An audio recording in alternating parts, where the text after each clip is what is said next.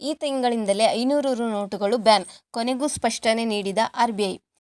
ನಮಸ್ಕಾರ ಕರ್ನಾಟಕ, ನೀವು ನೋಡ್ತಾ ಇದ್ದೀರಾ ನೀಡ್ಸ್ ಆಫ್ ಜನ ಯೂಟ್ಯೂಬ್ ಚಾನಲ್. 2026ರಿಂದ 500 ರೂಪಾಯಿ ನೋಟುಗಳನ್ನ ನಿಷೇಧಿಸಲಾಗುವುದು ಎಂದು ಹೇಳುವ ಯೂಟ್ಯೂಬ್ ವಿಡಿಯೋ ವೈರಲ್ ಆಗಿದೆ.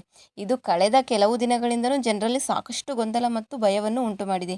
ಈ ವಿಡಿಯೋವನ್ನು ಜೂನ್ 2ರಂದು ಯೂಟ್ಯೂಬ್ ಚಾನಲ್ನಲ್ಲಿ ಪೋಸ್ಟ್ ಮಾಡಲಾಗಿದೆ.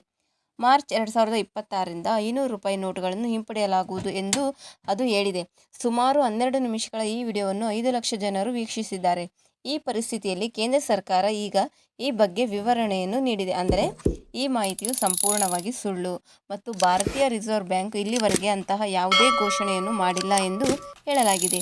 ಜೂನ್ 3ರಂದು ಕೇಂದ್ರ ಸರ್ಕಾರದ fact check website PIB fact ಚೆಕ್ನಲ್ಲಿ ತಕ್ಷಣ ವಿವರಣೆಯನ್ನು ನೀಡಲಾಯಿತು.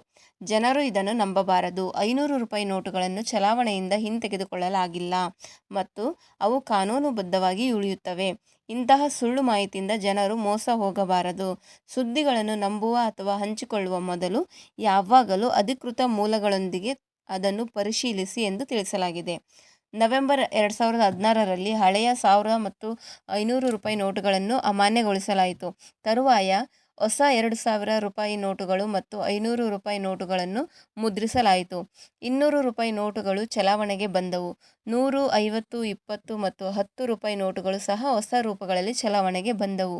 ಈ ಪರಿಸ್ಥಿತಿಯಲ್ಲಿ ಮೇ 19, 2023ರಿಂದ 2000 ರೂಪಾಯಿ ನೋಟುಗಳನ್ನು ಹಿಂಪಡೆಯುವುದಾಗಿ RBI ಘೋಷಿಸಿತು. ಇದರ ಮೂಲಕ ಜನರು 2000 ರೂಪಾಯಿ ನೋಟುಗಳನ್ನು ಬ್ಯಾಂಕಿಗೆ ನೀಡುವ ಮೂಲಕ ವಿನಿಮಯ ಮಾಡಿಕೊಂಡರು.